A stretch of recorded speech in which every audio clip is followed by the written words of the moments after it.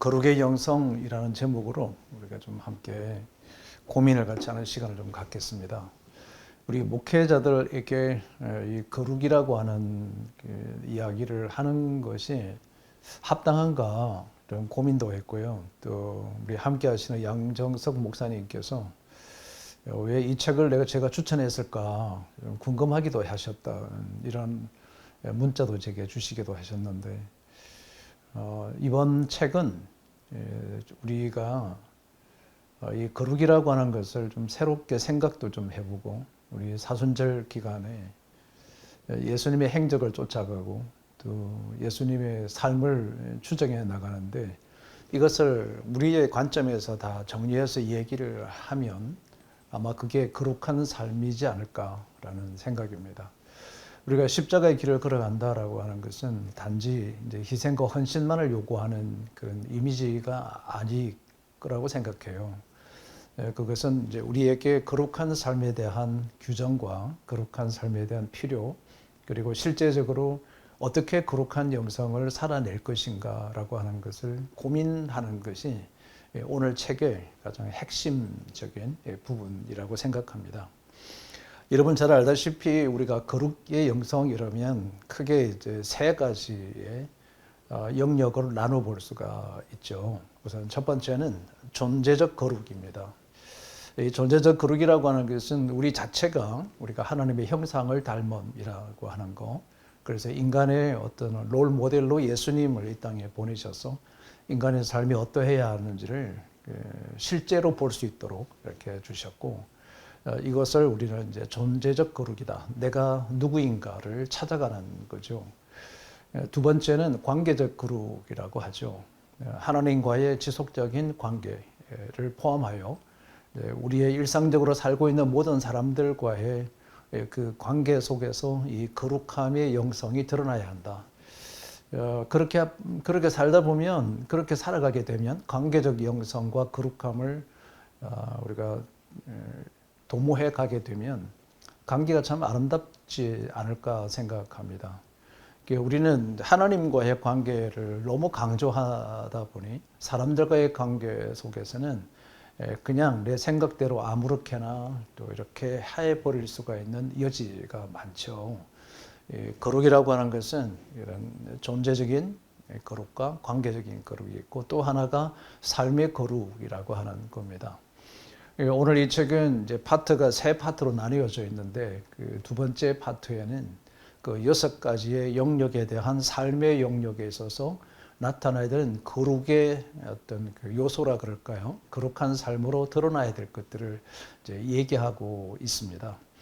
결국은 오늘 이 책은 세 가지입니다. 존재적 거룩과 관계적 거룩과 그리고 삶의 거룩이라고 하는 것을 우리에게 강조해 주려고 하는 거죠.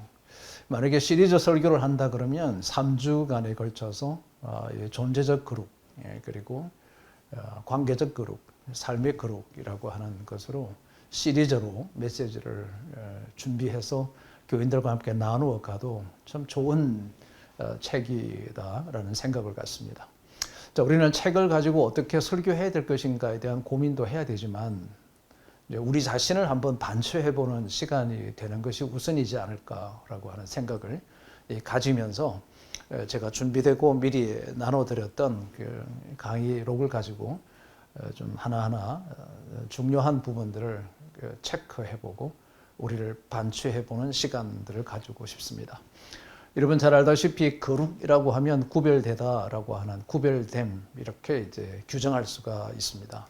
그럼 도대체 뭘 구별해야 될 것인가에 대해서 여러 이야기들을 펼쳐놓을 수 있지만 저는 이 책을 근거로 해보면 세 가지의 구별됨을 우리가 기억해야 되지 않나 생각을 해봅니다. 우선 하나는 어떤 하나님과의 관계 속에서 하나님과의 관계, 하나님과 어떤 관련성 속에서의 구별된 삶, 하나님 앞에서의 우리의 구별된 삶이 어떠한가가 첫 번째일 것 같고요.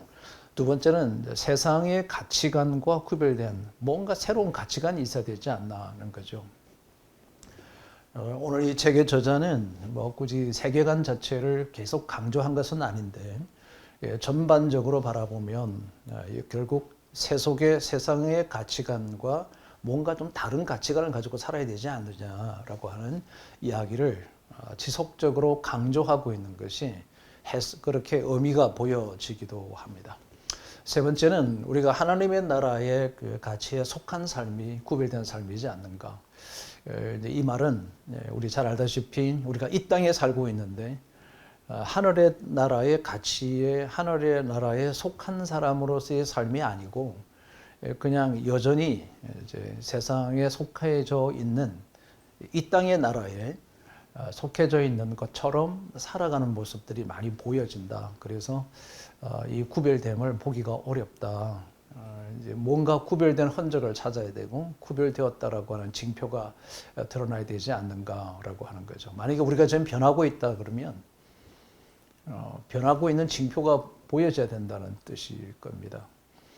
내가 성숙하고 있다라고 이제 느껴진다면 주변 사람들이 우리의 성숙이 보여져야 된다는 거죠. 그게 뭐가 됐든 그게 6가지의 영역 속에서 우리의 변화된 모습들이 드러나야 한다라고 하는 이야기가 이 책에서 흐르고 있습니다. 그래서 참 좋은 책이라고 생각합니다. 강의 목차는 순서에 따라서 파트 1, 2, 3로 이렇게 나누어 가겠습니다. 이 제목 강의 목차의 파트 1, 2, 3의 제목 자체가 설교 제목입니다. 매력 있는 그리스도인, 매력 있는 기독교. 이런 제목이 참 좋다고 생각해요. 새로운 영, 새로운 몸. 삶을 의미하는 거죠. 새로운 몸이란 새로운 삶을 의미하는 거니까. 그리고 변화에 고귀하고 영광스러운 소명입니다. 그러니까 우리의 부르심은 변화라고 하는 것이 전제적으로 깔려져 있다. 이런 맥락에서 이해될 수도 있을 것입니다. 자, 여러분 이점의 공란에 우리가 한번 좀 생각해보고 킵을 해보고 좀 써봐야 될 것들이 하나 있죠. 잘못된 그룹과 참된 그룹이라고 하는 것을 한번 좀 비교해보고 그리고 이제 강의 속으로 들어가 보면 책 속으로 들어가 보면 책의 전반적인 이제 흐름들을 우리가 정리할 수 있을 거라고 생각을 하거든요. 그러면 잘못된 그룹과 이 참된 그룹을 이렇게 두 개를 간략하게 비교해 보면 잘못된 그룹은 대단히 율법적이죠. 일종의 그 윤례적인 것들을 강조하게 되고 참된 그룹은 하나님과의 관계를 얘기하는 거죠. 그러니까 하나님의 관계가 얼마큼 깊어지고 넓어지고 이렇게 이제 형성되느냐 이것 자체가 정말 참된 그룹이다. 그리고 잘못된 그룹은 도덕성을 강조하는 반면에 이 거룩한 참된 그룹은 성품의 변화를 이야기하는 거죠. 어떤 한 분이 설교를 하시는 걸 제가 이렇게 서쳐가나 중간에 이렇게 듣게 되어져서 한번 살짝 들어봤는데 그리스도인의 징표가 뭐냐 하는데 그 그리스도인의 징표는 성품이다. 성령의 열매를 언급하면서 이제 이야기하죠. 우리 다 알고 있는 사실이에요. 그런데 여러분 이제 설교자인 저와 여러분에게 있어서의 좀 도전은 뭐냐면 우리가 너무 잘 알고 있는 메시지를 너무 자주 전파를 하는데 비하여 우리 속에서 그 성품들이 다듬어지고 가꾸어지고 이렇게 드러나는 것들에 대해서는 민감성이 좀 적지 않는가 이런 생각을 하지 않을 수가 없더라고요. 뭐 저 자신을 먼저 비춰보면 그렇죠. 잘못된 그룹은 도덕과 윤리를 강조하는데 진정한 참된 그룹은 성품의 변화를 강조하는 거죠. 그러니까 실제로 우리가 거룩한 삶을 산다라고 하게 되면 하나님과의 관계가 깊어지고 넓어지는 것을 포함하여 우리의 성품에 뭔가가 자꾸 이렇게 변화가 일어나야 되죠. 온유와 충성과 절제와 자비와 양선들이나 심령에 가난한 마음이나 청결한 마음이나 긍휼한 마음이 생기거나 의에 대한 줄이고 목마름이 생기거나 이런 것들이 자꾸 정폭되어질 때 우리가 거룩한 삶의 징표가 그렇게 드러나는 거죠. 우리가 잘못된 그룹은 이제 경건의 모양을 강조하는데 그리고 진정한 참된 그룹은 내적인 변화를 도모해 간다. 속사람이 강건해진다. 이렇게 보는 거죠. 경건의 모양은 우리 목사들이 참 실수할 수 있는 부분이 참 많죠. 목사이기 때문에 목사로서 갖춰야 되는 어떤 양태들이 있지 않습니까? 이제 그러다 그렇게 하다 보면 우리의 내면의 변화는 뭐 이렇게 좀 미뤄지고 우리가 겉으로 드러나는 어떤 목사의 품위를 만들어 가려고 하는데 역점을 두는 것은 잘못된 그룹이다. 결정적으로 잘못된 그룹과 참된 그룹의 차이는요. 잘못된 그룹은 자기 의의를 드러내는 거죠. 그런데 진정한 참된 그룹은 은혜 안에 들어가는 거다. 이게 차이죠. 자기 의의를 드러내고 자기 의의를 강조하고 그리고 이제 참된 그룹은 하나님의 은혜 속에 있고 은혜롭게 살아가는 거죠. 이렇게 이제 이 은혜라고 하는 단어 자체가 이제 사실 매력, charming이라고 하는 카리스의 뜻이 매력이다 이런 뜻이 있거든요. 그러니까 뭐 은혜가 입은 사람은 뭔가 끌림이 있고 매력이 이제 있다라고 하는 것이요.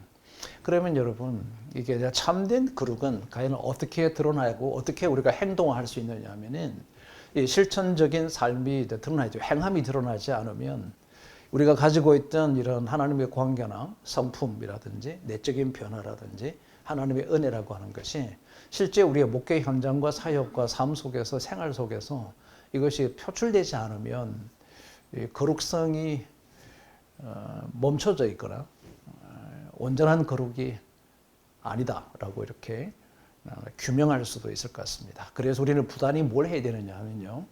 끊임없는 자기 관리를 아주 부단하게 해 가야 하죠. 스스로 자기를 다스리는 능력을 가질 수 있어야 된다는 거죠. 어떤 무엇을 가지고 다스릴 거냐? 우리가 오늘 이렇게 책에 보면 여러 가지 안내를 해주는 것이 있습니다. 그 내용도 함께 좀 다뤄가 보도록 하겠습니다. 첫 번째 파트입니다. 이렇게 네 가지 단어가 있습니다. 이것도 설교로서 너무 좋은 단어이지요. 매력 있는 그리스도인 이 되기 위해서는 네 가지를 하라. 동사형이죠. 회복하고 들어서고 힘입고 나아가라. 이게 또 하나가 이제 이걸 또 하나의 팁을 드린다면 프로세스입니다. 먼저 회복이 먼저고 그리고 이제 실제 회복하고 그리고 체험 속에서 삶의 여정 속에서 체득화되어져야 하고 그리고 이제 성령의 기름 부으심과 임재를 경험하고 그리고 이제 실제로 깊은 변화를 실제적인 변화로 나아가라. 이게 전청법이 되어져서 프로세스가 되겠습니다. 우리가 매력 있는 크리스찬이 되기 위해서는 정말 놀라운 변화를 우리가 형성해내어야 한다라고 하는 거죠.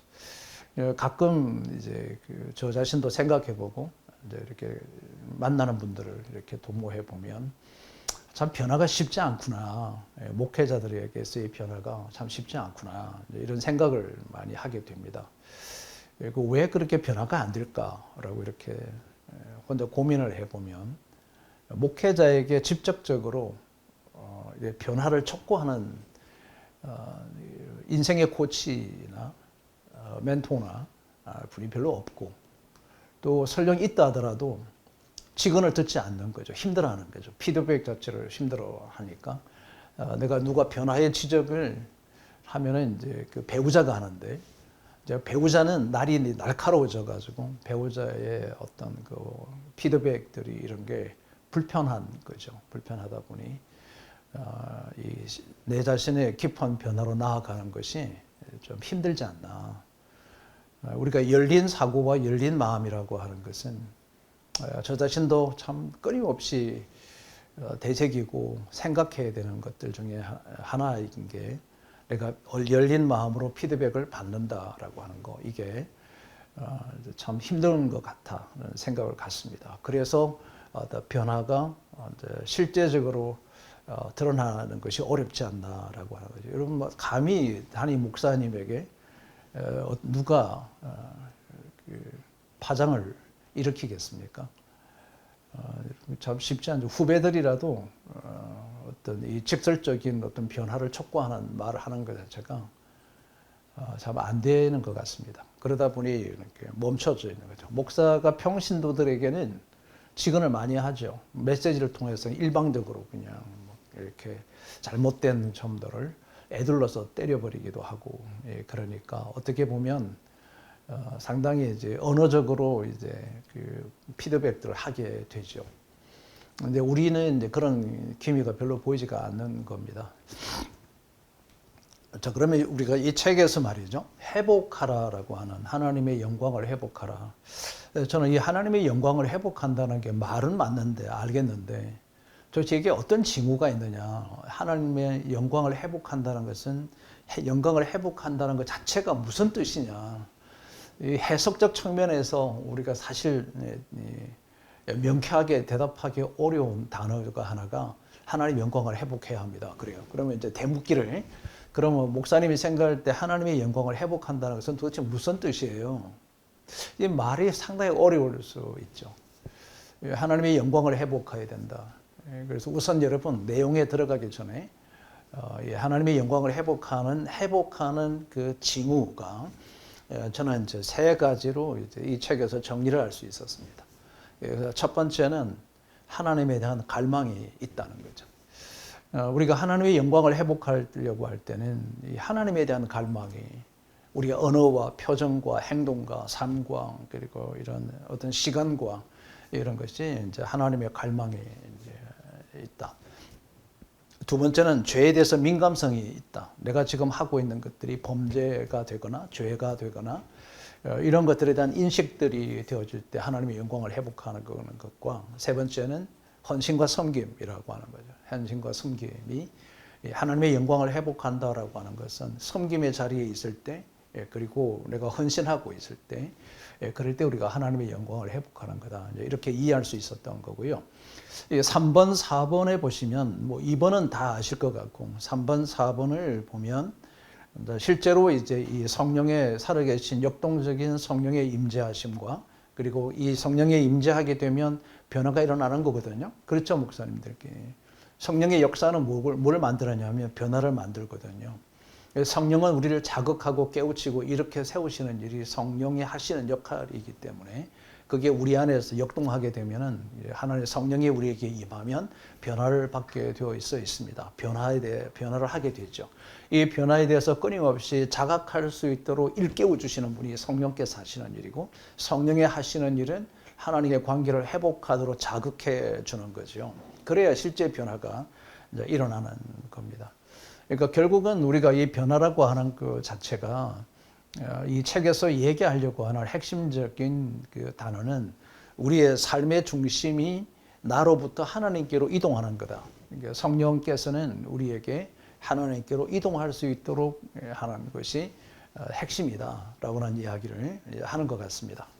그러면 실제 변하는 사람들에 나타나는 징후는 또 뭘까? 실제로 성령에 임재하고 깊은 변화에 들어가게 되면 패러다임이 바뀝니다. 생각이 달라지는 거죠. 모든 행동은 생각으로부터 출발하기 때문에 행동이 바뀌게 되죠. 그래서 변화를 보는 거거든요. 저 친구 참 정말 변했구나. 그래서 행동에 뭔가 달라졌다는 거예요. 이것을 행동이 달라지기 전에 변했다는 것은 그 앞에 패러다임이 바뀐 거거든요. 그럼 이 패러다임이 뭐냐? 저분이 우리가 이렇게 표현하잖아요. 야, 요즘 무슨 생각이 많이 변했나 보다. 생각이 달라졌나 보다. 라고 하죠. 근데 그걸 목회적 언어로 우리 컨설팅의 언어로 쓰면은 뭐라고 그렇게 이야기하느냐 하면 가치가 바뀌었다는 거죠. 저 친구는 자신의 가치에서 하나님의 가치로 완전히 바뀌었구나. 이렇게 이제 표현하죠. 그걸 우리는 패러다임의 변화이다. 결국은 우리가 깊은 변했다라고 하는 것은 패러다임이 달라졌다는 겁니다. 가치가 달라졌다. 그리고 그 가치에 근거해서 행동이 달라질 수밖에 없기 때문이라는 거죠. 그래서 이 책을 1000페이지를 딱 여는 순간에 이 아시스의 그 프란시스의 이야기 그리고 이제 페르페투아의 순교적인 이야기 이것을 가지고 먼저 일화를 쭉 펼쳐 놓습니다. 근데 그 다음 장을 넘길 수가 없었어요. 왜냐하면 실제로 내 삶을 이 프란시스처럼 아시스의 프란시스처럼 살고 있느냐에 대한 질문을 하게 되었고 이 페르페투아처럼 내가 정말 이런 순교적인 열정을 깨끗하고 거룩한 순교를 나는 과연 할 수 있을까라고 하는 질문을 제 스스로에게 할 수밖에 없었습니다. 답을 못 하겠더라고요. 이게 제가 가지고 있는 거룩성의 영성의 깊이가 이 정도구나 라는 이런 자각들을 하면서 책을 강의록을 이렇게 만들었습니다. 보통 이 강의록 작성하면 한 이틀간 이렇게 두 번 나눠가지고 뭐 한 두세 시간씩 한 6시간 투입해서 이제 읽었던 것을 정리하는데 이번에는 좀 길었습니다. 좀 길어서 늦게 여러분과 공유하게 되었는데 그렇게 할 수 있어 그렇게 되었던 이유 중에 하나가 이 첫 페이지에서 제게 던졌던 질문 앞에 제가 명쾌한 답을 할 수가 없는 제 자신을 보면서 과연 내가 이걸 이렇게 강의한다고 할 수 있을까라고 하는 반문을 자꾸 하게 되었던 거죠. 그럼에도 불구하고 저도 이 책을 읽어야 될 사람이고 이 책의 내용을 저도 흡입해야 되는 사람이기 때문에 준비해서 여러분과 함께 나누는데 핵심적인 단어는 성육신 영성이라는 결국은 이 저자가 이 책을 통해서 얘기하려고 하는 것은 거룩의 영성은 성육신 영성이다 이렇게 결론을 내린 것 같습니다. 성육신의 그럼 이제 결국은 저는 또 목사님들을 섬기는 목사이기 때문에 우리 목회가 어떤 목회가 일어나야 되느냐면 성육신 목회가 일어나야 된다는 거죠. 여러분 성육신은 인카네이션은 우리가 너무 잘 알고 계시기 때문에 도대체 이 성육신 목회라고 하는 것을 뭘 어떻게 하라는 거냐. 성육신 한다는 것은 알겠다는 거죠. 성육신 영성을 갖는 것도 알겠다. 내가 죽고 예수님을 살아가는 것이 성육신이기 때문에 내가 죽는 거죠.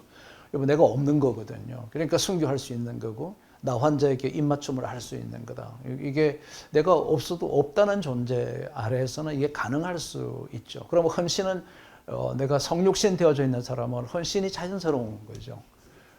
고단함이 자연스럽고 피곤한 것이 정상인 거고 목회하면서 힘든 것이 맞는 거고 지치는 것이 맞는 거고 그렇죠.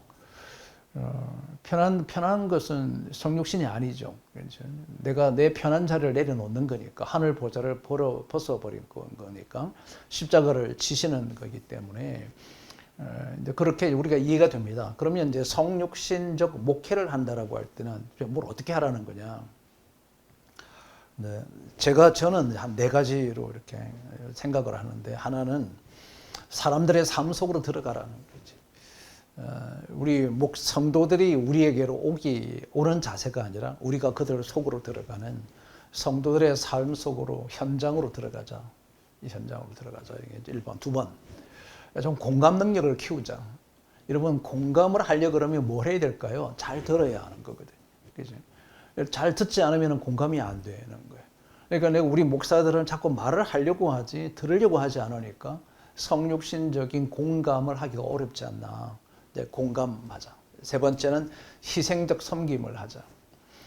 희생하지 않은 섬김은 우리가 섬긴다라고 하기 어렵죠. 희생이 뭘까요, 여러분? 희생은 내가 가지고 있는 것을 내려놓는 겁니다. 가지고 있는 것을 내려놓는. 가지는 것을 내려놓는 게 쉽지는 않잖아요. 가진 것을 내려놓는 거죠. 이것을 우리가 섬김이라고 하는 거죠. 여러분 섬긴다라고 하는 것은 낮아짐이고 섬긴다는 것은 순종하는 것입니다. 순종이 없는 섬김은 있을 수 없고 낮아지지 않는 섬김은 섬김이 아닐 수 있고 그것은 이제 외식하는 거죠. 낮아진 척하는 거지. 낮아져야 섬기고 희생해야 섬겨지는 거죠. 여러분 그런 것이 저는 성육신적 목회라고 생각하죠. 마지막 4번째는 사람을 사랑하는 겁니다. 사랑은 하나님이 우리 세상을 이처럼 사랑하사 독생자를 주셨다라고 하는 메시지와 동일하다. 이게 저는 이제 성육신 목회의 4가지의 포인트가 되지 않을까라는 생각을 갖게 됩니다. 우리는 왜 회복하지 못하는가? 회복하지 못하는 이유, 너무 작은 것에 안주하기 때문이지 않는가? 거죠. 여러분 저는 우리 목사님들이 게으르다고 생각하지는 않습니다. 게으름이라기보다는 제가 볼 땐 너무 비전이 작아졌습니다.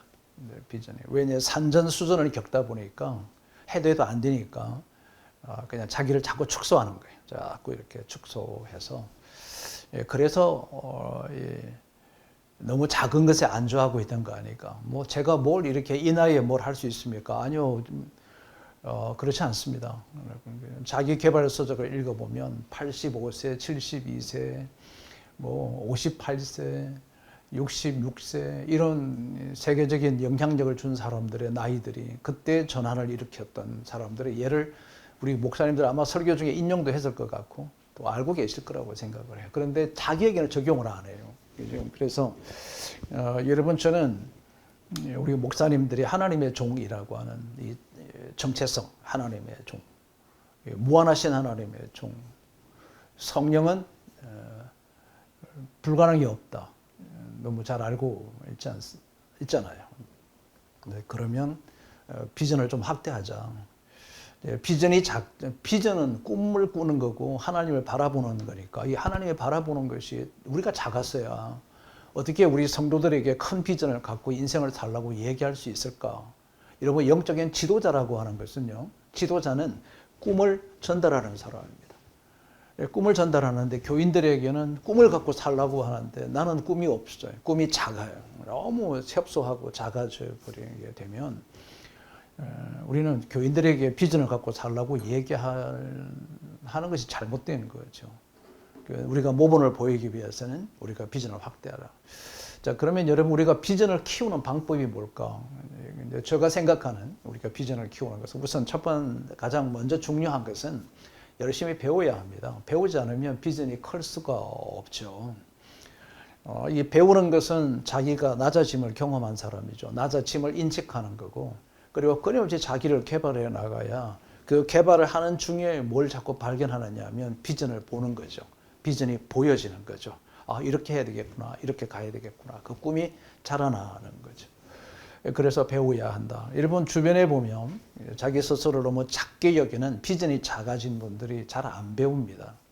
잘 안 배우고 자기 개발을 잘 안 하죠.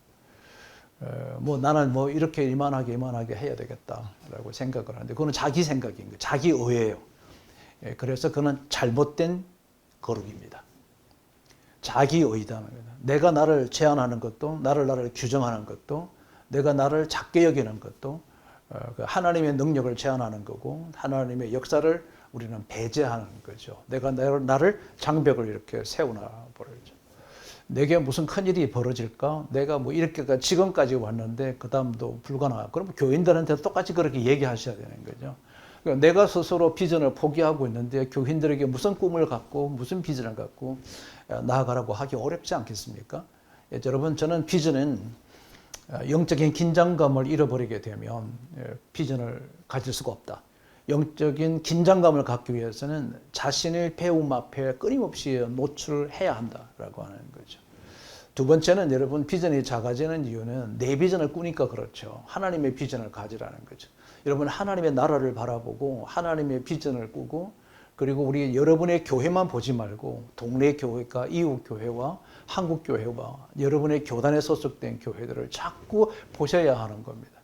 내가 비록 우리가 힘이 연약하지만 내가 노회에 있는 소속된 교회를 위해서 내가 무엇을 해야 하고 주변의 교회를 위해서 무엇을 해야 하고 작은 교회들을 위해서 무엇을 해야 되며 한국 교회를 위해서 무엇을 해야 될 것인가를 자꾸 생각하고 기도하고 나아가야 비전이 확대되고 그래서 내가 그것을 이를 위해서 준비해야 되겠구나, 생각해야 되겠구나를 해나갈 수 있지 않겠습니까? 비전을 너무 작게 여겼다. 여러분, 목사는 직업이 아니죠. 직업이 아니고 하나님의 부르심 소명이라고 하는 거죠. 하나님이 부름을 입었던 목사라고 하는 것입니다. 그 앞에 저와 여러분의 이름이 붙은 거죠. 그래서 두 가지가 공존하는 거죠. 나와 하나님의 종이라는 소명이라고 하는 거예요. 그래서 나를 빼버리면 소명은 남습니다. 결국은 목사는 비전이 약화되는 것은 소명 인식이 적어지기 때문이다. 그러니까 하나님의 나를 부르셨다라고 하는, 목사로 부르셨다라고 하는 이 자긍심이 교만하고 다른 겁니다. 자긍심이 강력해야 된다. 소명의식이 커지면 비전이 커질 수밖에 없습니다. 이 단어도 참 좋죠. 거룩성의 난파. 거룩성의 난파. 이런 단어들은 여러분 좀 이렇게 킵을 해 두셨다가 좀 활용하시면 참 좋겠죠. 성육신의 또 다른 말을 육화한다. 이렇게 번역을 했더라고요. 육화한다. 자, 여기서 저는 이 육화라고 하는 단어를 신앙의 진리를, 하나님의 말씀의 진리를 어제도 저와 여러분이 설교를 했지 않았습니까? 그럼 설교를 했으면 이 신앙의 진리가 내 삶 속에서 육화가 되어야 된다. 삶의 체질화가 되어야 되고 나도 바뀌어져야 되는 거거든요. 그렇죠. 그걸 우리는 뭐라고 그러냐면요. 살아낸다라고 하는 거죠. 살아낸다는 것은 의지를 표방하는 거예요. 의지를 가지고 한다. 의도적으로 내가 살아낸다는 거거든요. 그냥 주어진 대로 이렇게 사는 것은요, live라고 하는 것은 그냥 살아가는 거예요. 아무런 의도적인 것이 없어요. 의도적인 것은 그냥 살아요. 자, 여러분, 우리가 흔히 이런 이야기 합니다. 자, 배고프다? 그러면 배 부르도록 먹는다. 먹고 있으니 앉고 싶어. 앉고, 앉아 있으니 눕고 싶어. 눕고 싶으니 자고 싶어. 피곤하니까 일어나기 싫어. 여러분, 이거 뭐죠? 살아가는 거예요. 그냥 사는 거예요. 의도적인 것이 아무것도 없습니다. 개입이 되지 않죠. 근데 의도는 뭐죠? 누워있는 것을 일으켜 세우는 것이 의도예요. 멍 때리고 앉아있는 시간을 최소화하고 내가 하나님께 집중하는 것을 의도적으로 하는 거고, 나를 깨워서 하나님 앞으로 이끌어가는 것이 의도적. 이것이 살아내는 거죠. 살아내는데 이 살아내는 무엇을 가지고 살아낼 거냐 할 때 진리의 말씀으로 살아간다. 말씀으로 살아가. 이게 거룩이라는 거죠. 그래서 여러분, 거룩이라고 하는 것은 살아가는 게 아니고 살아내는 것입니다. 살아낸다는 것은 의지가 있다는 거예요. 의도적으로 바꾸는 거예요. 그것이 거룩인 거죠. 하나님께서 원하시는 대로 나를 이렇게 살아가지는 것을 이렇게 세우고, 가는 것을 멈춰버리고, 그리고 누워있는 것을 일 깨우는 거. 힘들죠, 여러분. 누워있을 때 일어나는 거 참 힘듭니다. 여러분, 저는 체질적으로 이렇게 주변에 무슨 얘기를 나누다 보면 저보고, 우리 소장님은 그냥 체질이 벌떡벌떡 일어나는 체질인가 봅니다. 이런 이야기 하세요. 그렇지 않습니다. 여러분, 저도 살아가고 싶어요. 그냥 이렇게 살아가고 싶은 거죠. 안 일어나고 싶은 거죠. 그런데 여러분, 짧은 인생을 살아가는데 내가 이 누워서 침대에서 뒹구는 시간을 이렇게 많이 가져서 내가 인생을 이 짧은 시간을 동안에 너무 억울할 것 같은 거예요. 너무너무 안타깝고 아까울 것 같은 거죠. 그래서 벌떡 일어나죠. 그게 살아낸다라고 하는 것입니다. 여러분, 저도 그냥 편안하게 좀 있고 싶습니다. 그런데 그렇게 있으면 살아가는 거예요. 살아가는데 아니야. 좀 의미 있는 일을 좀 하고 싶어. 뭔가 좀 나를 일깨우고 싶어. 그래서 다시 또 책을 붙들고 앉아서 실험해보고 거래도 보고 써보기도 하고 고민도 해보고 낙서도 하고 이걸 살아낸다라고 하는 것입니다. 여러분, 살아내는 사람은요, 이것을 영어로는 live out이라고 이렇게 표현한다고 해요. 그러니까 우리가 산다라고 하는 것을 live한다. live out. 살아낸다. 의지가 들어갑니다. 그러니까 지금 여러분이 하고 있던 것을 딱 끊는 거, 그게 살아내는 거예요. 이렇게 살아왔으면 이렇게 살면 안 되잖아. 그럼 이렇게 세우는 것이 살아내는 것이죠. 그러니까 이 살아내지 않으면 진리의 삶으로 증명을 못합니다. 말씀대로 살아내어야 한다라고 하는 것은 진리로 나의 삶을 증명해 주는 거죠. 말씀으로 살아내는 것이 순종하는 것입니다. 여러분, 살아가는 것은 순종이 아니에요. 말씀대로 살아내는 것이 순종입니다. 하나님께서 우리에게 뭘 요구하느냐면요, 계속 살아내기를 원하죠. 말씀에 따라서 하기를 원하는 것이 하나님의 뜻일 것입니다. 여기 이제 매력이라는 단어는 여러분, 은혜라고 하는 은혜의 풀이가 매력입니다. 매력. 선물과 첫 번째 선물, 두 번째 매력이다라는 거죠. 은혜를 입은 사람 보면 매력이 있습니다. 우리 목사님들처럼 매력이 있습니다.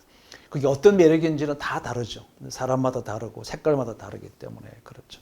체험이 없는 신앙은 신앙이 아니다. 체험이 없는 목회는 목회가 아니다. 이렇게 단정적으로 얘기해도 무방하다. 성경은 이렇게 기록합니다. 너희가 성경도 알지 못하고 하나님의 능력도 알지 못함으로 오해함이 아니냐. 주님의 말씀입니다. 성경은 교리적 오류가 있고 하나님의 능력은 체험이 없다는 얘기입니다. 그러니까 이런 이야기인 거죠. 말씀도 없고 체험도 없다. 참 이게 허울만 있는 그리스도인일 수 있다. 목사에게는 더더욱이 그렇죠.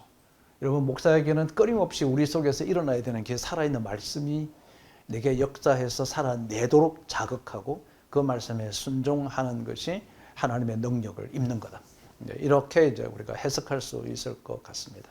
여러분, 결국은 우리가 가치관이 뭐냐 많은 분들이 궁금해 하더라고요. 세상과 다른 가치관이 뭐냐라는데, 가치관은 성경적 가치관은 이렇게 정의할 수 있습니다. 하나님의 나라를 기준으로 세상을 해석하는 거죠.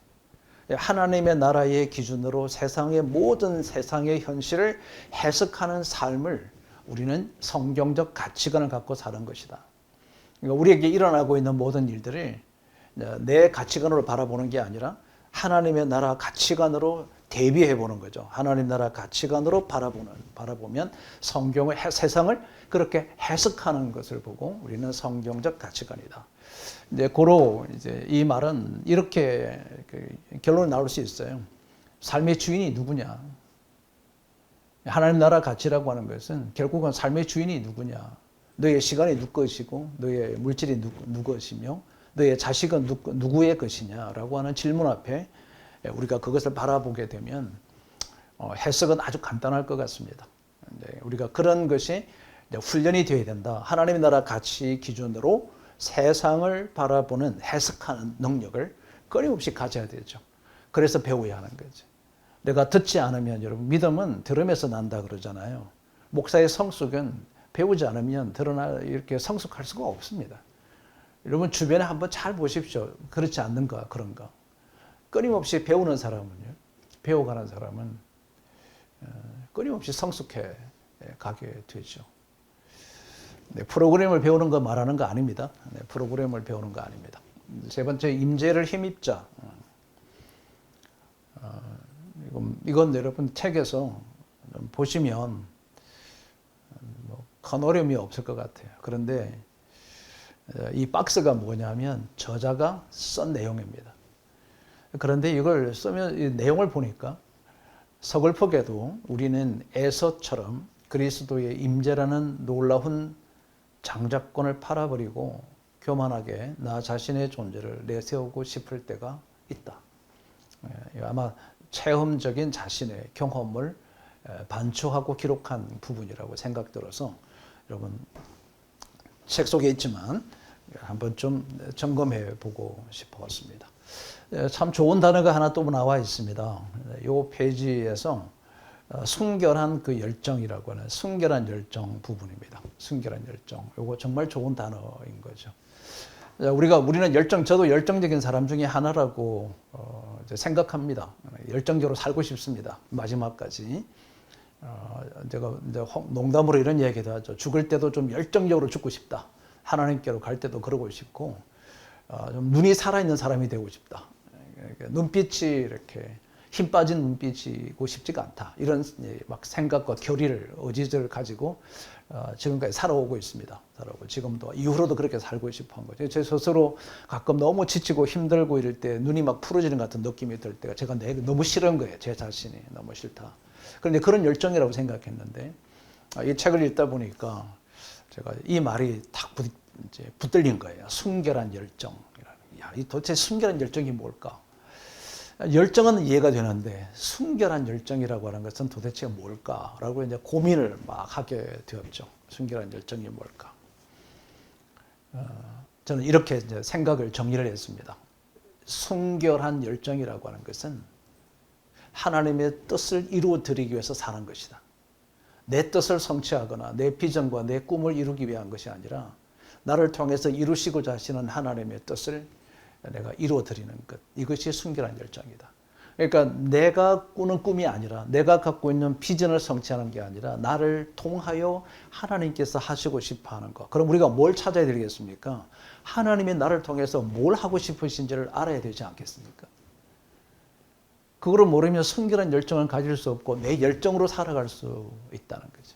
그러니까 자신의 열정과 순결한 열정이 다르다는 것을 우리가 한번 자각해 봤으면 좋겠다라고 해서 요 문단을 옮겼습니다. 그래서 순결한 열정이라는 그 단어를 여러분에게 말씀을 드리고 싶었죠. 하나님의 뜻을 이루어 드리는 것, 나를 통해서 이루어 드리는 것이다. 이렇게 이제 정의를 내렸는데요. 그리고 나서 조금 약간 뭔가 이렇게 너무 단조로워 보이는 거예요. 그래서 좀 더 이제 묵상을 해봤습니다. 하나님의 뜻을 이룬다라고 하는 것이 뭐 어떻게 살아가야 하나님의 뜻을 나를 통해서 이룰 수 있을까? 무엇을 하든지 사랑으로 행하는 것이 하나님의 뜻을 이루는 것이 아닐까? 내가 하고 싶은 의욕만 가지고 하는 게 아니라 사랑의 발로로 하는 거. 그리고 어떤 대가를 계산되지 않는, 대가를 바라는 열정이 아니한 것, 이것이 순교라는 것이 아닐까. 정말 내가 모든 것을 행할 때 진정성 있게끔 대하는 것, 이것도 내가 해야 되는 거 아닌가. 그리고 하나님의 나라 확장을 해나가는 것, 이것이 하나님의 뜻이지 않겠는가. 내가 내 지경을 넓히고 나의 영향력을 넓히는 것이 아니라 하나님의 나라를 확장하는 것, 여기에 쓰임을 받는 도구가 된다는 것, 이것이 이루기 위해서 애쓰는 것이 순결한 열정이지 않을까. 우리가 열심히 하다 보면 자기 의가 드러나게 되고 자기의 영광이 드러날 수 있게 되고 하나님의 나라보다는 내 나라가 확장되는 것을 기뻐하고 이렇게 생각을 해버릴 수도 있는데, 이런 것을 배제하는 것이 순결한 열정이지 않을까라고 하는 생각을 하지 않을 수가 없었습니다. 자, 첫 번째 파트에서 나아가라가 마지막 부분이죠. 깊은 변화. 이렇게 제가 입으로 가로 열고 깊은 변화, 목록에 나와 있습니다. 깊은 변화로 나아가라. 근데 굳이 깊은 변화를 이렇게 강조하고 싶었던 거죠. 근데 뭐 그냥 변하면 변화인데 왜 깊은 변화라 했을까? 저자가 왜 이렇게 썼을까? 이렇게 생각을 하지 않을 수가 없었죠. 왜 깊은 변화라고 했을까? 생각을 해보니 우리가 이제 이렇게 기도하는 분들 가끔 있거든요. 우리가 알고 지은 죄, 모르고 지은 죄를 용서해달라. 모르고 지은 죄가 있겠습니까? 곰곰이 한번 생각해 보면 여러분, 내가 만약에 모르고 죄를 범했어요. 그럼 그걸 알아야죠. 죄인 줄 알잖아요. 죄라고 그랬잖아요. 죄. 모르고 지은 죄.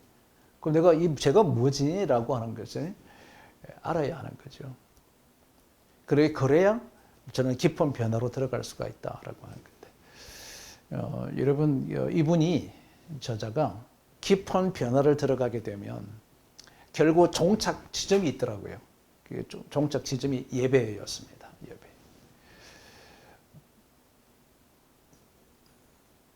우리 목사님들은 예배를 이제 인도하는 사람, 예배를 주관하는 사람, 예배의 핵심 속에서 말씀을 전달하는 사람이죠. 그리고 그런 분들이 모여서 예배를 드리는 데 가서 예배를 드릴 때 보면 정말 예배를 드리는 것인지 그냥 식순에 참여하고 있는 건지 생각들이 이제 막 떠올랐습니다. 그러니까 깊은 변화를 가진 사람들이 가장 궁극적으로 도달하는 지점은 하나님 앞에 예배자로 산다는 거죠. 예배자가 된다는 것입니다. 이것을 깊은 변화라고 하는 거죠. 예배자로 일상을 살고 예배자로서 우리가 하나님 앞에서 예배를 드리는 것, 이게 깊은 변화로 나아가는 거다. 이렇게 이제 책에서 결론을 맺을 수가 있었습니다. 자, 여러분 잠시 쉬셨다가 우리가 25분쯤에 한 9분만 좀 쉬겠습니다. 25분에 파트 2 나머지 부분 우리가 함께 좀 다뤄가도록 하겠습니다.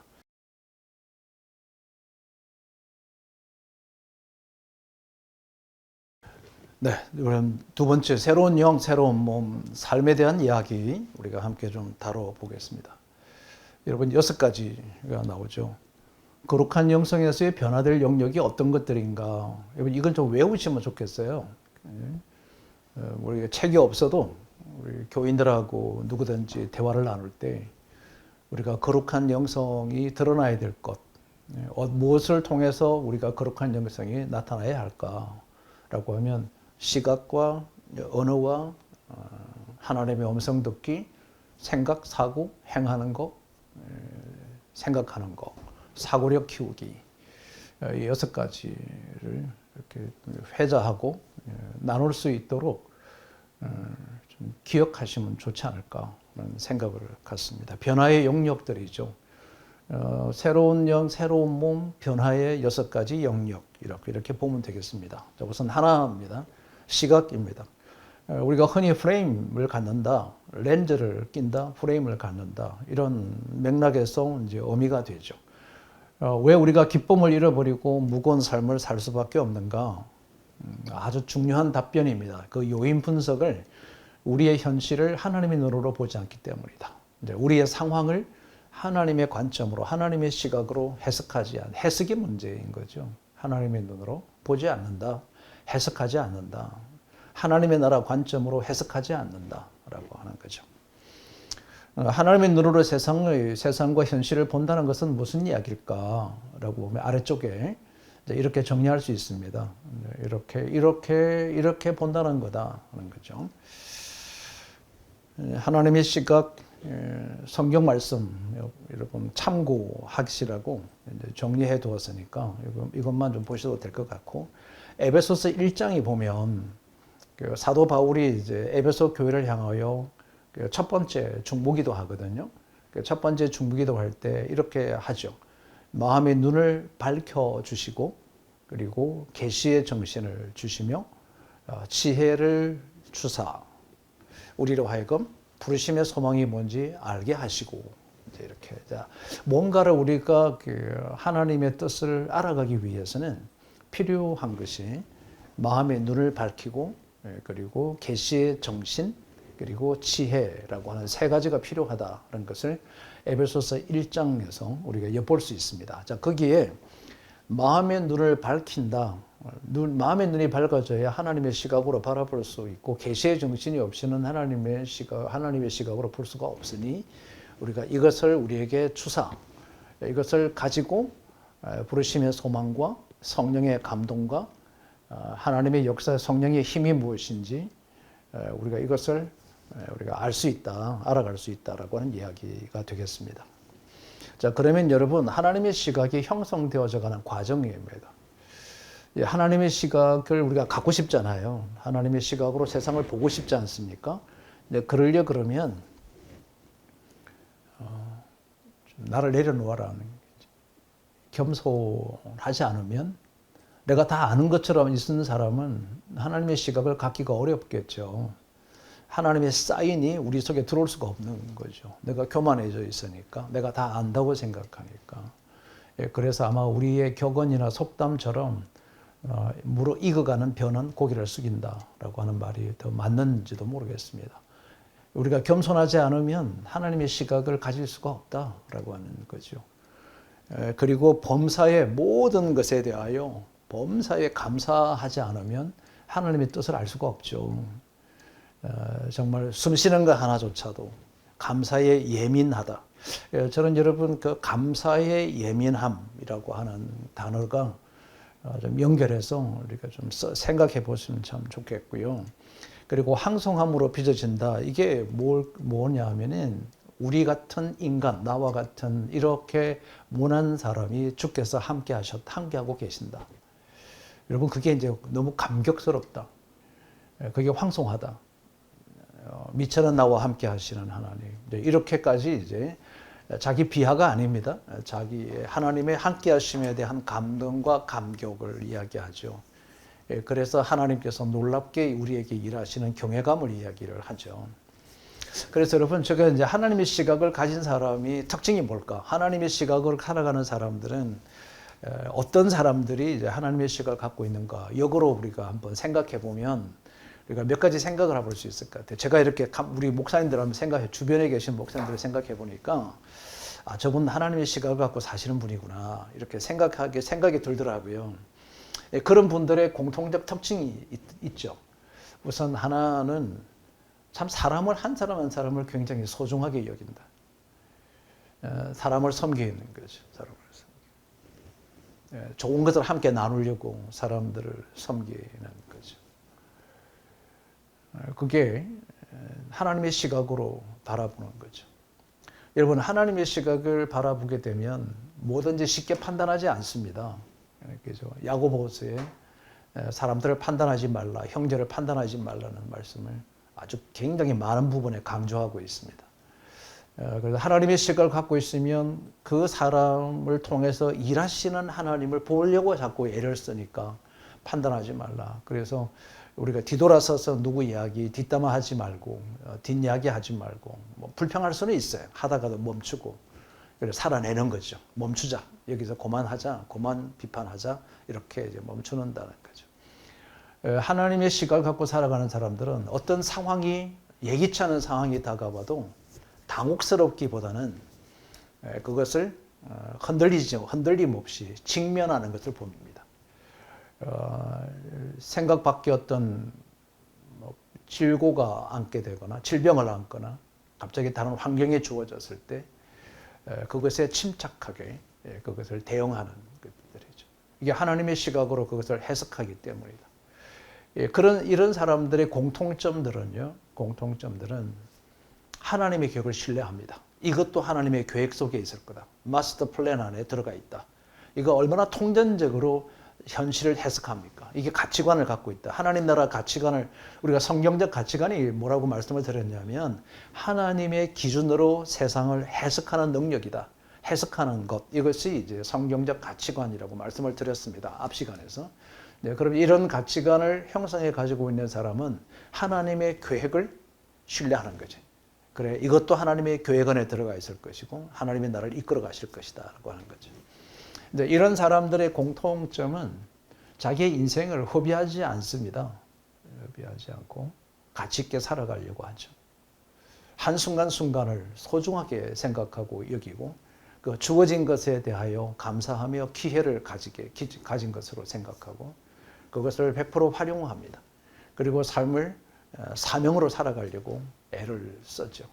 이런 분들이 대부분 하나님의 시각을 가진 사람들이 가지는 공통적 특징이라고 하는 거죠. 우리 주변에 많이 계세요. 여러분 가운데 여기 계신 분들, 여러분들이 바로 하나님의 시각을 가지고 살아가고 있다고 생각합니다. 두 번째 시각이고 첫 번째 시각이었고 두 번째가 변화된 언어입니다. 뭐 이거는 우리 목사님들이 너무 잘 알고 계시니까 강조하지 않겠습니다. 다만 여기에 보면 믿음의 말이라고 하는 단어가 있습니다. 믿음의 말. 이게 뭐냐? 이게 좀 궁금하지 않습니까? 그죠? 근데 왜 이게 궁금하냐면 그 아랫부분에 보시면 이 산을 명하여 믿음의 말로 명하면 너희가 못할 것이 없다. 그랬거든요. 여러분 이거 하나님의 말씀인 거 믿으시잖아요. 그죠? 자, 그러면 우리가 왜 내게는 못할 것이 많은가? 못하는 것이 왜 이렇게 많은가? 뭐가 없다는 이야기죠. 명하는 것이 없어요. 이 명하는 게 뭐냐면 믿음의 말이 없다는 이야기죠. 자, 그럼 이게 이제 심각한 문제인 거죠. 우리가 믿음으로 살아가는데 내 속에서 못할 것이 없다고 하셨는데 못하는 게 너무 많고 안 하려고 하는 것도 너무 많고 안 되는 것도 너무 많아요. 그 왜 그럴까? 그 이유는 믿음의 말이 없다는 거죠. 말은 있는데 믿음의 말이 없다. 이게 뭘까? 세 가지로 이제 정리를 해봤습니다. 하나는 믿음의 말은 약속에 근거한 말이다. 하나님의 약속에 근거한 말. 그냥 말씀이 없으니까 내가 믿음의 말을 할 수가 없는 거죠. 그러니까 말씀이 묵상하고 암송하고 우리가 암송도 해야 되는 거죠. 그래서 내 속에 뭐가 흘러나와야 되느냐 하면 약속의 말씀이 하나님께서 이렇게 약속하셨으니까 달리다금 일어나라고 하셨으니 내가 그 믿음의 말을 선포하는 거죠.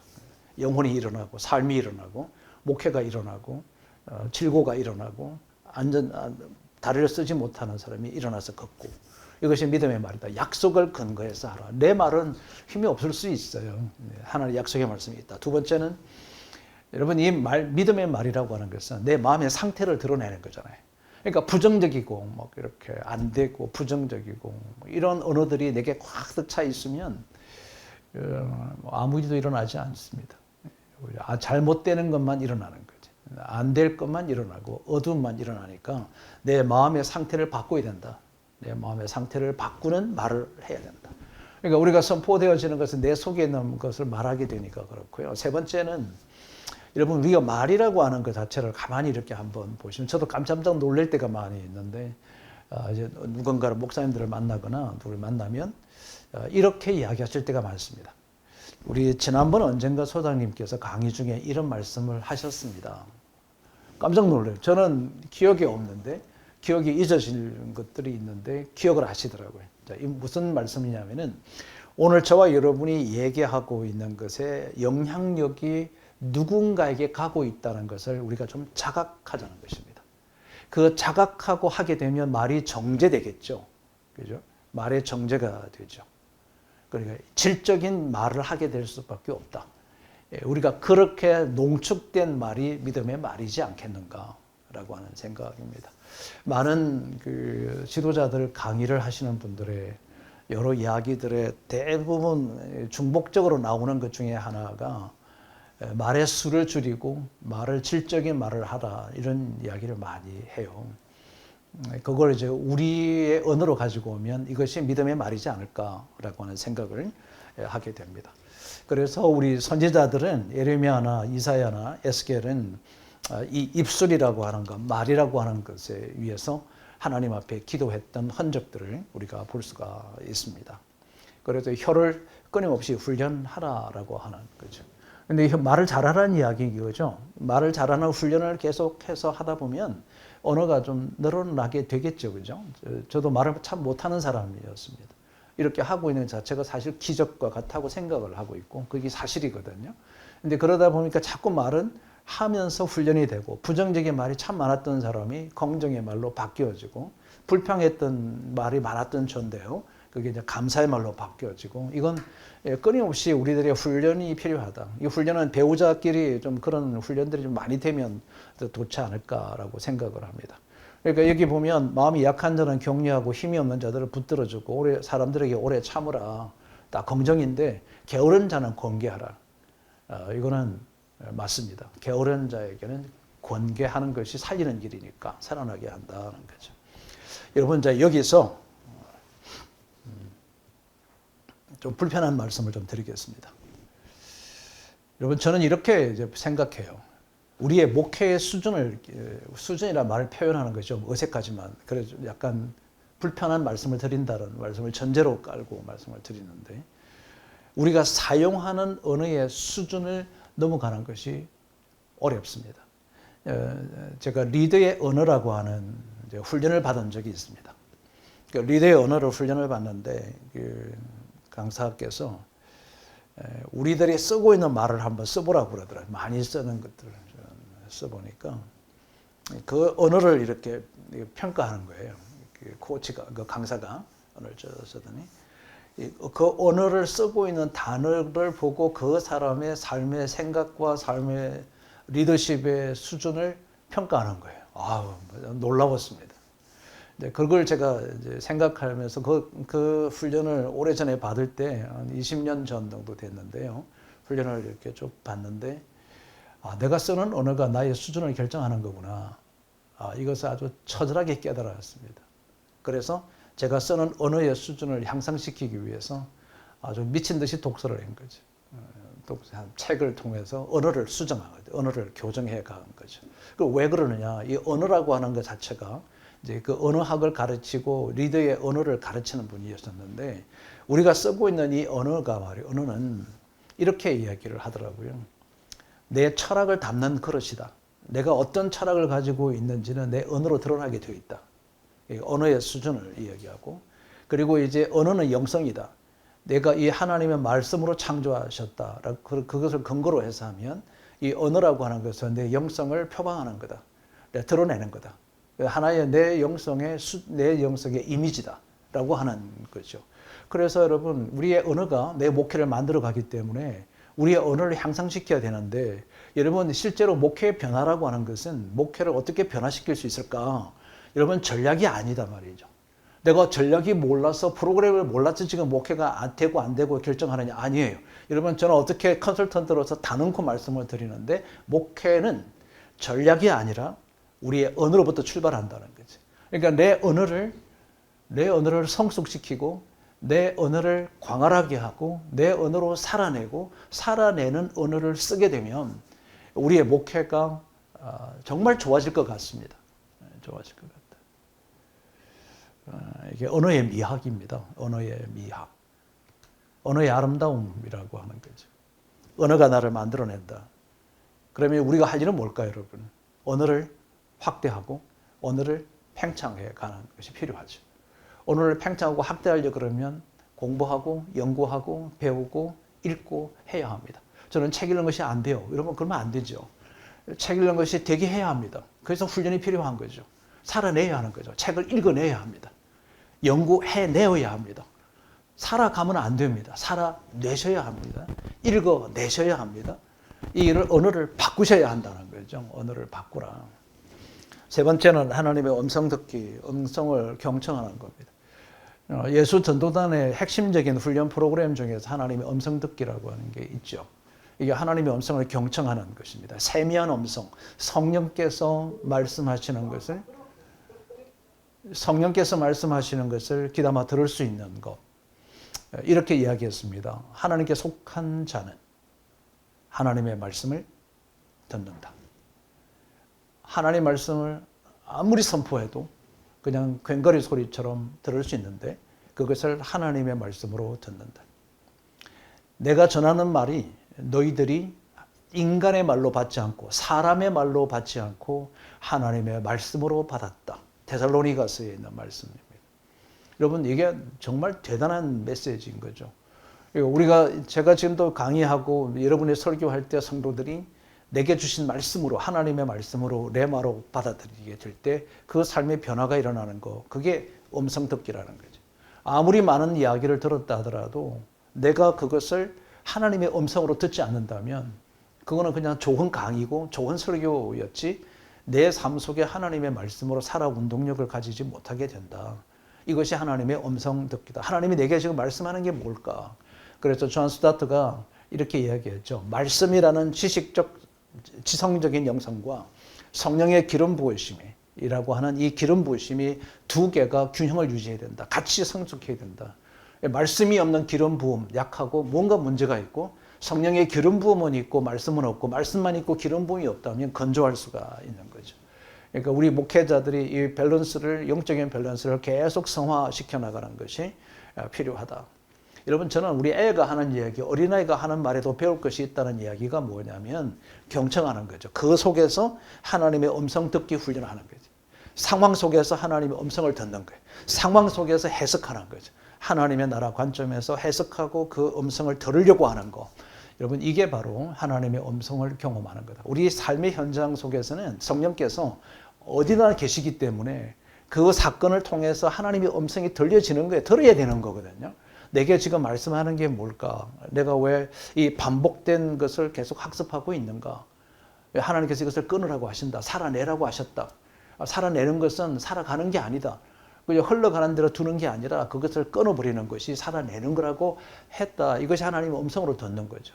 그럴 때 우리의 삶이 변화되고 이 변화되는 것을 보고 뭐라 그러냐 하면 거룩함이다 하는 거죠. 거룩함이다. 성화되어 간다. 거룩해져 간다. 변화되어져 간다. 살아내는 것이다. 살아내는 자는 끊임없이 하나님의 음성을 듣는다. 무엇을 해도 식사하는 중에도 대화하는 중에도 심지어는 TV를 보는 순간에도 무엇을 하든지 그곳에서 하나님의 세미한 음성을 들으려고 한다. 그런 거죠. 그렇게 하다 보면 우리에게 총명을 더해주죠. 총명은 분별력입니다. 우리의 현실은 어떤가? 농담으로 이런 거죠. 이 강의 끝나면 내가 점심때 뭘 먹어야 되지? 이것만 생각한다. 내가 강의 끝나면 뭐 하지? 설교 끝나고 나면 뭐 하지? 예배 끝나고 나면 내가 뭘 먹을까? 누구랑 만날까? 몇 시에 뭘 해야 될까? 이것을 생각하는 것이 가득 차 있다. 저희 얘기 아니고 저자의 이야기입니다. 이제 이렇게 지금 하고 있는 거 아니냐. 그러니까 하나님 음성 어떻게 듣겠냐라고 하는 그 이야기인 거죠. 합당한 사고력을 기른다 부분입니다. 이 사고력이 생각하고 좀 다른 차원이 되겠습니다. 사고한다라고 하는 건 여러분 생각은 어떤 상황들이 주어지는 것에서 내게 직감적으로 오는 것을 우리가 생각하는 거고요. 사고는 씹는 거예요. 사고력을 키운다는 것은 해석하는 거예요. 이 상황을 계속 해석해 그죠. 이게 문해력이 생기는 거예요. 내게 펼쳐지고 있는 삶의 연속선상을 해석하는 거죠. 이걸 사고력이라고 하는 거죠. 근데 거룩함이라고 하는 것은 거룩한 사고로부터 비롯된다. 해석으로부터 비롯된다. 하나님의 음성 듣는 것으로부터 비롯된다. 묵상하는 거죠. 되새김하는 거죠. 왜 반복될까? 왜 내가 이렇게 계속되고 있을까? 왜 나는 이렇게 자꾸 되어질까? 라고 하는 것을 묵상한다. 되씹어 본다. 라고 하는 반추해 본다. 그런 말을 제가 자주 쓰게 되었던 배경이었습니다. 여러분 영적인 새로운 사고를 갖기 위해서는 부지런한 학생이 되라. 저자 이야기입니다. 검증된 교사에게서 배우라. 시간을 잘 관리하라. 생각의 방향을 바꿔보라. 무릇 생각할 만한 것은 이라고 하는 것을 좀 가져보라. 이렇게 해야 새로운 사고들이 형성되어진다라고 하는 거지. 그래서 이분이 기도문을 실었더라고요. 이제 우리가 합당한 사고력을 기르기 위해서. 근데 5번에 보니까 마지막 부분에 주여 제 지성의 성화를 통해 저를 계속 성화시켜 달라. 여러분 참 좋은 단어라서 제가 밑줄을 이렇게 그어드렸는데 지성도 성화되는 거죠. 성화가 된다는 거예요. 지성도 거룩해진다는 거예요. 우리의 지성이 거룩해져야 된다. 언어가 거룩해져 가고 언어가 상성되어지고 언어가 성숙되어져 가는 그것을 만들어 가야 된다. 그러니까 묵상하지 않고 여러분 되씹어 보지 않으면 책을 여러분 오늘 이제 한번 읽었습니다. 강의를 들었습니다. 책을 다시 봅니다. 그리고 강의를 또 한 번 듣습니다. 그럼 4번을 지금 읽는 거잖아요. 그죠? 그걸 이런 과정 반복되는 것을 보고 우리는 뭐라 그러냐면 묵상한다는 거죠. 되씹게 한다라고 하는 거예요. 여호와의 율법을 주야로 묵상한다는 묵상이라고 하는 단어가 되씹다, 곱씹어 본다 이런 의미이거든요. 5번째는 행하는 것에 있습니다. 행하는 것. 여러분 하나님의 뜻이 이루어지는 것 이거면 충분하지 않습니까? 우리 목회자들에게 있어서는 내 영화는 둘째치고 하나님의 뜻을 이루어 드린다. 나를 통해서 이루어 가시는 하나님을 보고 싶다. 그 속에 있고 싶다. 우리가 다윗 이야기 많이 하죠. 다윗을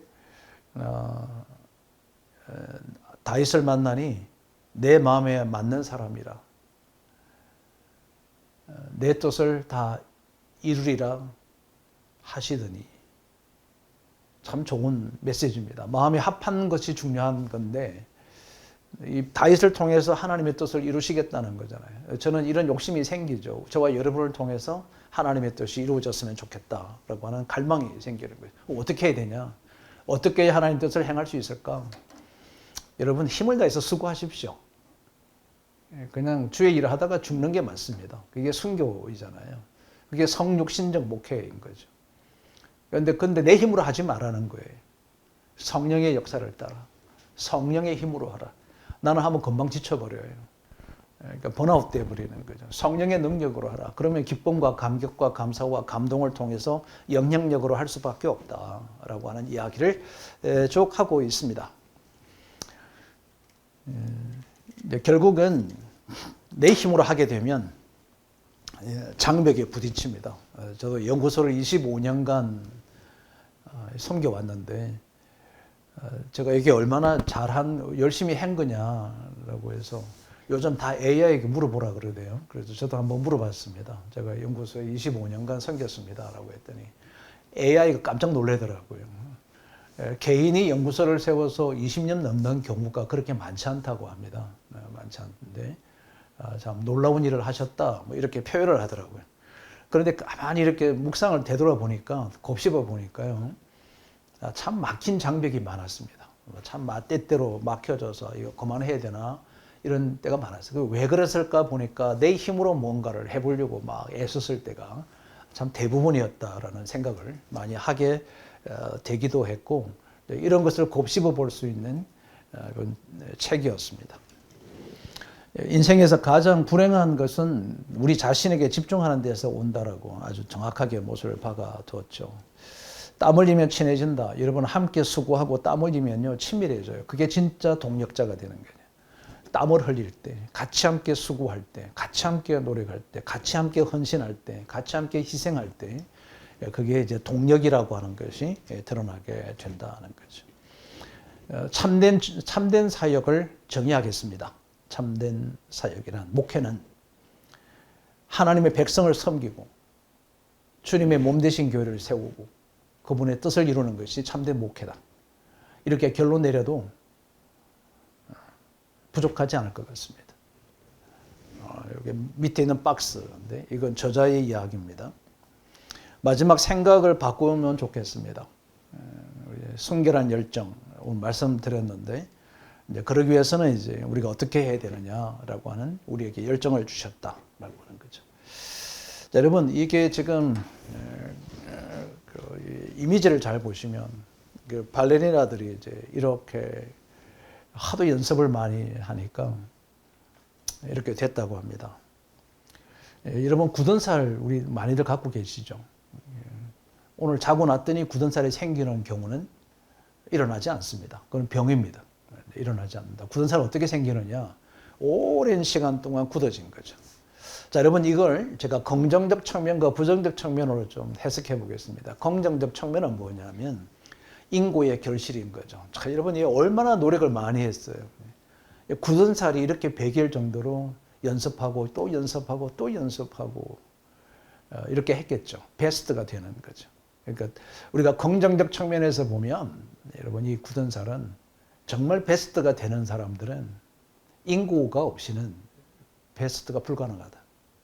끊임없이 인고를 해야 된다. 부정적 측면에서 보면은 잘못된 것들이 여러분 잘못된 것이 그냥 어느 하루아침에 잘못되는 게 아니라 계속 반복되어진 잘못된 습관 때문에 계속 잘못하고 있는 거예요. 그러면 그것은 그렇게 살아가면 안 되죠. 살아내셔야죠. 반복된 걸 끊어야 하는 거예요. 그것을 보고 우리는 살아낸다라고 하는 거죠. 그런 맥락에서 이제 우리 저와 여러분이 삶을 한번 되새김을 좀 해보시면 내가 잘못되고 있는 것이 무엇인지 자각하고 인식하고 생각해 보면 참 좋지 않을까. 여기 이 장표에서는 내 마음을 지켜라라고 우리가 잘 알고 있는 말씀입니다. 자, 그러면 이 마음이라고 하는 것을 오늘 책 전체를 보면서 이 마음은 네 가지로 해석할 수 있죠. 우선 하나는 마음이 생각이구나. 내가 더욱 내 생각을 지키라 이 말이 맞겠구나. 그리고 또 이 마음이라고 하는 것은 의지를 이야기하는 거구나. 왜냐하면 살아내기 위해서는 의지가 필요하고 의도가 필요하다고 말씀을 드렸는데 더욱 내 의지를 지키라. 내 의지를 가지고 살아라. 이런 식의 살아내오라고 하는 거죠. 그리고 이 마음이라고 하는 것은 해석할 때 욕망으로 해석할 수도 있습니다. 더욱 내 욕망을 지켜라. 이거 안 지키면 무너지는 거니까 내 욕망을 지켜라라고 해석할 수 있을 것 같고 또 하나는 우리가 오늘 강의 내용 전체를 보면 네 번째 이 마음을 해석하는 것은 가치관이다. 내가 더욱 성경적 가치관을 지켜라. 여러분 지킨다는 것은 의도하지 않으면 못 지킵니다. 저절로 지켜지는 건 아무것도 없습니다. 저절로 지켜지는 것은 아무것도 없습니다. 우리가 부족한 돈이지만 돈을 지키기 위해서는 절제해야 되죠. 의도적으로 안 써야 합니다. 그래야 지키는 건강을 관리를 건강에 좋기 위해서는 의도적으로 음식을 섭취하는 거, 운동하는 거, 규칙적 생활하는 것이 의도적으로 하지 않으면 건강해질 수가 없는 거죠. 저런 이 가치관을 설정하는 거, 생각과 의지와 욕망과 가치관 이렇게 이 마음을 해석해 볼 수가 있습니다. 파트 3입니다. 영광스러운 소명이 뭐냐? 변화입니다. 거룩함의 증거는 여기에 이 단어에서 우리가 덧붙이기 하면 이렇습니다. 거룩함의 증거는 무엇인가? 무엇이 있는가? 당신에게 거룩함의 증거는 무엇인가? 하나님을 영화롭게 한다는 것은 도대체 어떻게 하는 걸까? 평생의 비전은 예수님 닮기 어느 정도 닮으셨는가? 맞죠? 어떤 대가를 치르고 있는가? 이렇게 질문으로 바꿔보는 거죠. 질문법으로 바꿔보면 여러분 거룩한 증거는 무엇입니까? 하나님의 영화롭게 하는 것을 어떻게 하는 걸까요? 평생의 비전을 예수님을 닮는 것은 어느 정도 닮아 있는가? 어떤 대가를 치르고 있는가? 자, 우리가 이런 맥락에서 이번에 책을 한번 보면 거룩함의 증거는 뭐냐? 거룩함이라고 하는 것. 여러분 지금 이 기표가 잘못되었는데 이렇게 그리스도인의 삶은 순교를 위한 준비라고 하는 부분에 그 오리겐과 터툴리안이 이제 여기 내려와야 되는 거거든요. 책에 보면 그렇게 되어 있습니다. 오리겐과 터툴리안을 쭉 설명하면서 그리스도인의 삶은 순교를 위한 준비였다. 초대교회를 벗어난 그 이후에 핍박이 심했을 때 우리가 이 거룩함의 역사입니다. 이 히스토리, 성령의 임재하는 파워가 아니고 히스토리입니다. 역사 속에 보면 거룩함이 이렇게 온 거예요. 초창기에는 순교했습니다. 바울, 제자들 순교, 다 순교로 거룩함이 입증되어졌고, 그리고 이제 그 중세 들어 캐토릭이 한참일 때 금욕 생활, 수도원 금욕 생활, 이게 이제 경건을 유지해 갔던 거고, 그 다음에 경건은 기적으로 해석했던 거죠. 하나님의 역사를, 하나님의 파워가 나타나는 것을 통해서 경건함을 가진 사람들은 그 속에서 주로 이런 기적들이 일어났다는 거죠. 그 다음에 이제 근대사로 들어오면서부터 복음을 전도하는 사람들, 그죠? 빌리 그레함 같은 분, 뭐 이런 분들이 이제 성령의 역사를 통해서 엄청난 전도의 사건, 웨슬리 목사님, 뭐 이런 분들을 쭉 다 강력한 전도 사역이 이제 일어나게 되었던, 이게 거룩성을 드러낸 거죠. 그 다음에 이제 회복의 영성, 이제 치유라고 하는 거, 뭐 성화, 제장, 이런 게 이제 막 들어왔을 때, 이때 이제 우리 거룩함은 회복의 승리, 이렇게 본 거고요. 앞으로는 어떻게 되는가? 지금은 어떤 시대이냐면은 하나님의 영광의 임재를 갈망하는, 이것이 거룩성이다. 그러니까 그냥 잔악계나 관심이 뭐냐면 나 은퇴 어떻게 하면 되고, 내가 내일 어떻게 살지, 다음 달 어떻게 살까, 오늘은 내가 뭐 먹고 어떻게 뭐 먹고 살아갈까, 어디서 살까, 이런 것을 고민하는 게 아니다. 하나님의 영광, 하나님의 임재, 오늘도 하나님의 임재 속에서 살아가는 그 희열과 감격과 갈망과 이런 것들을 가지고 막 살아가려고 몸부림치는 것, 이것이 거룩성이다. 이렇게 역사적으로 이 저자가 책에다가 옮겼어요. 이렇게 쭉 옮겨놨는데 뭐 충분히 제가 긍정되어졌습니다. 참 대단한 분이다. 자, 그러면 이 거룩함의 증거라고 하는 것은 구체적으로 우리의 삶 속에서 어떻게 드러나는가? 우리의 거룩한 삶의 증거가 뭐냐라고 하면, 여러분, 이게 뭐냐라고 하면 이거예요. 밑에 보면 주변 사람들에게 변화를 주는 것이 거룩함의 증거예요. 자, 여러분, 이거는 좀 직설법으로 설명하는 것이 훨씬 맞죠. 내가 정말 거룩한 삶을 살고 있느냐는 주변 사람들에게 영적인 영향력을 주고 있으면 거룩한 삶을 살고 있는 거예요. 아무리 거룩함을 외치고 거룩함의 설교를 수천 번 했어도 자기의 삶이 악한 영향력을 주게 되면 거룩성이 떠난 거죠. 여러분, 그렇게 해석하면 아주 간단한 겁니다. 거룩함은 주변 사람들에게 매력을 주고, 주변 사람들에게 은혜를 주고, 주변 사람들에게 희망을 주고, 주변 사람에게 기대를 주는 게, 그게 영향력이다. 그래서 거룩함이란 영적인 영향력이다. 사랑하는 우리 동역자 여러분, 여러분의 사역의 현장 속에서 주변 사람들에게 영적인 영향력을 끼치고 영향력을 주고 그들에게 유용한 자가 되어서 거룩한 사역과 삶이 이루어질 수 있기를 진심으로 바랍니다. 하나님을 영화롭게 한다. 어떻게 해야 되느냐? 그분의 이름을 위해서 살아가는 거다. 하나님을 영화롭게 하는 거, 아까 말씀 미리 드렸습니다. 예수님 얼마나 닮아 계십니까? 존 웨슬리가 말하는 그리스도의 온전함이란 이런 거다. 읽어보시면 사랑, 헌신, 형상, 생각, 주님처럼 살아가는 것. 지금까지 얘기했던 것에 대한 반복적인 거죠. 자, 그럼 이제 우리는 어떻게, 저와 여러분은 어떻게 해야 되는가? 저와 여러분은 어떻게 해야 되는가? 모든 일입니다. 목사, 목회, 교회, 가정, 여러분이 하고 있는 어떤 모임이든지 그 모임에서 적당히 하지 마십시오. 전심전력을 다하라.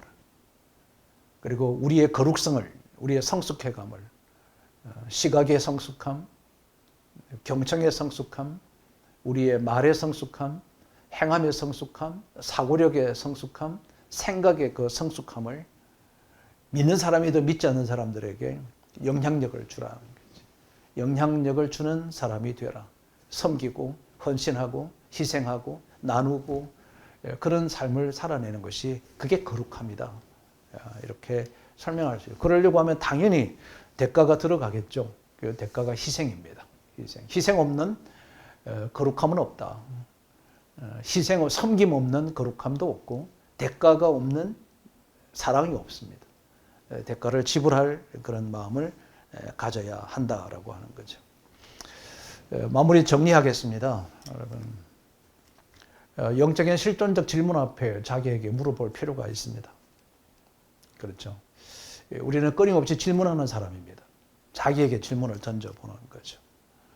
나는 이런 정말 하나님의 언제라도 부름을 받고 쓰임을 받을 수 있는 사람으로 준비되어져 있는가? 나는 정말 하나님의 말씀에 순종하고 있는가? 이런 질문들을 던져보라. 이것을 영적인 실존적 질문이라 이렇게 얘기합니다. 여러분, 변화라고 하는 것은 한 번 하고 끝나는 게 아니고 적효적으로 일어나는 것도 아니고 적효약이 아니다. 평생이 여정이다. 평생 동안 끊임없이 변화되어져 가고 성숙되어져 가야 된다라고 하는 것을 우리가 잊지 않으셔야 된다. 여러분, 저는 목회의 능력은 거룩입니다. 목회의 능력은 거룩함에 있다. 오늘은 이 거룩함이 무엇인지에 대한 설명이 많은 책입니다. 이 거룩함을 가져보시면 그 자체가 우리에게 능력이 된다라고 하는 거죠. 보너라고 하는 분이 책에 있는 내용입니다. 나는 더 나은 나의 모습으로 고쳐져 왔다. 하지만 오랜 세월 동안 걸렸다. 어느 날 갑자기 된 건 아니다. 아직도 끝나지 않았다. 이 말은 지금도 고쳐가야 된다라고 하는 것을 언급한 이야기죠. 주님 부르시는 그날까지 우리는 이 거룩함을 위한 여정을 끊임없이 살아내어야 한다라고 하는 것을 여러분에게 꼭 강조해드리고 싶습니다. 여러분, 이제 정리를 하면 우리가 신앙의 본질이라고 하는 거, 목회의 본질이라고 하는 것은 오늘 책을 한 권 공부했습니다. 강의를 들었습니다. 그러면 이런 지식의 팽창이 아니라 우리의 삶의 변화가 본질이다. 삶의 변화가 없는 것은 그냥 지식인 거죠. 삶의 변화다. 삶의 변화라고 하는 것은 중심의 이동입니다. 우리의 주재권이 누구에게 드리느냐가 있는 거죠. 내 삶에 내가 주인이 되어져서 나를 움직이고 있다고 한다면 변화가 일어나는 게 아니죠. 그건 본질이 아닙니다. 그리고 잘 살아가고 있다가 하나님 중심으로 살아가고 있다가 다시 복귀해버리는 거죠. 내 중심으로 살아가 버리는. 의자 위에 앉았다가 항상 내려와 있다가 어느 날부터 내가 의자에 앉아있는 그런 꼴이 되는 것에서 우리가 신앙의 본질과 목회의 본질은 지식이 아니다. 삶의 변화에 있다. 살아내셔야 한다라고 하는 거 좀 강조하고 싶은 한 백지였습니다. 두 번째 백지에 쓰고 싶은 단어가 있었습니다. 깊이를 더하는 영성이라고 하는 것은 실존적 질문 앞에 서는 것이다. 내가 깊이 있는 영성을 가져야 되겠다라고 할 때는 우리는 끊임없이 자기에게 실존적 질문을 던져야 된다고 생각합니다. 그럼 여러분, 실존적 질문이라고 하는 것은 뭐냐? 칸트라고 하는 분이 인간이란 무엇인가라고 하는 책에서 질문을 던집니다. 나는 누구인가? 나는 진정 무엇을 바라고 살고 있는가? 그리고 나는 무엇이 되고자 하는가? 내가 진정으로 갈구하고 있는 것은 도대체 뭔가? 나는 지금 누구와 동행하고 있는가? 이게 실존적 질문이라고 합니다. 여러분, 내가 누구인가? 내가 진정으로 바라고 있는 것은 무엇인가? 내가 무엇이 되고자 하는가? 내가 진짜 갈구하는 것은 진짜 뭘까? 나는 지금 누구와 동행하고 있는가? 이것이 그 사람이래요.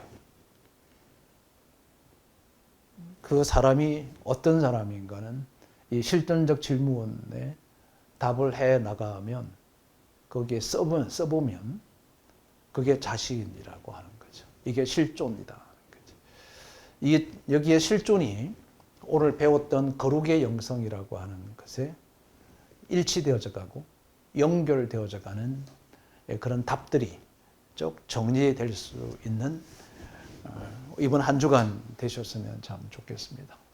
사순절 기간 동안에 우리가 읽어야 될 책 중에 하나가 유대인의 눈으로 본 예수. 제가 이거 책 읽으면서 제가 참 얕은 지식을 수준에 갖고 있는 사람이었다라는 이런 생각을 막 하게 되었던 책입니다. 여러분 같이 함께 두껍지는 않은데 참 심오합니다. 심오한데 제가 아주 간략하게 정리해서 다음 주에 좀 나누도록 그렇게 하겠습니다. 오늘 여러분 경청해 주셔서 정말 진심으로 감사드립니다.